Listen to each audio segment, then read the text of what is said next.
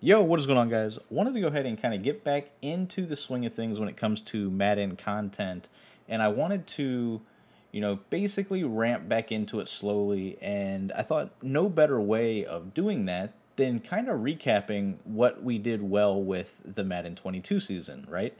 So, with that being said, over the next couple days and weeks, you guys are going to see me drop some content on the YouTube channel that kind of recaps my favorite things that I found or favorite tips that I put out on the website throughout the year. It's going to be different things from my favorite blitzes, my favorite coverage adjustments, my favorite, route combos, things like that that we put out that, essentially helped people win thousands and thousands of dollars in CFMs and different tournaments throughout the year, right?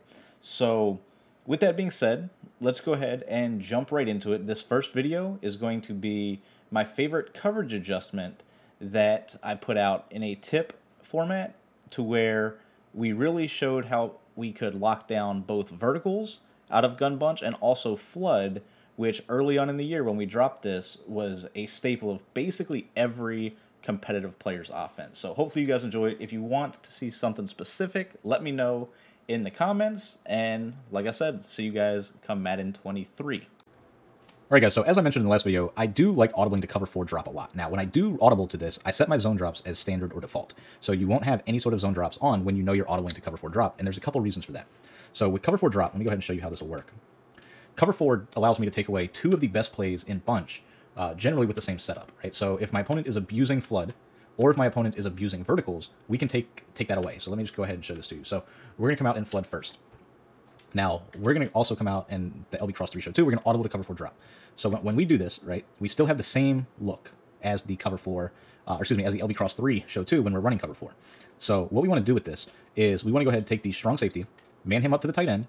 We want to take the outside right corner, man him up here. So it'll look like that.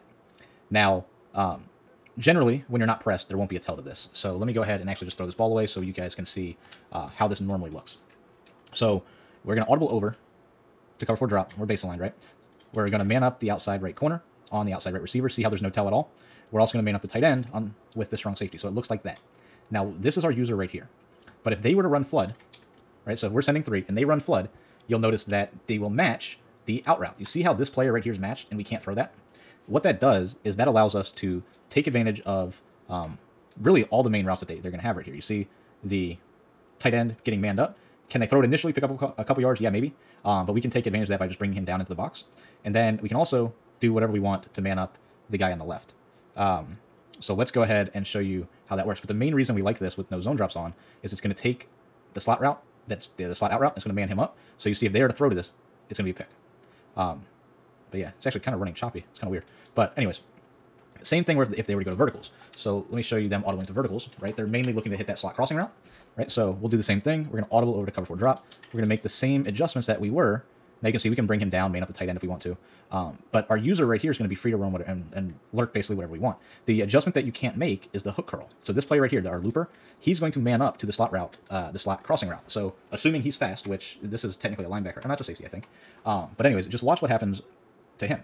You see how he ultimately just gets matched and manned up on? With a fast player, you can see they're not going to be able to make that throw. So I'm actually going to move the ball to where the verticals will be going to the wide side, which is what the majority of people do. We're going to make the same adjustments, right? So we're just manning up this tight end, bringing him down in the box. Setup looks like this. Our user right here, basically, we're just trying to make sure that this player, the slot guy, doesn't go out on a streak. Most setups don't put him on a streak, but that's really the only thing you're really looking to worry about. The outside guy on the left in the curl flat, you can man him up to the running back if you wanted to. On the in route, the out route, you can put him into a hard flat. None of those things actually matter, so you can make that adjustment there if you're worried about that. But let's go back to verticals. Let me just show you this to you. Right, so this same setup right here, we're going to go guard this guy, and you see that I have no real room to throw that crosser. And that's key, because that's the main route they're looking to hit. So if we can bag that deep crossing route, then we know, as you see the running backs bagged at this point, you see these 2 players are manned up right here, so neither of those guys are actually open. And then our user is free to roam and guard basically anything we want in the middle of the field. So that is key. And then the fact that the same exact adjustment stop flood, that's what makes this so good, right? So here's flood, for example.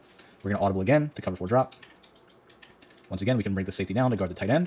We can put this outside guy into a hard flat if we want to take away the running back out route.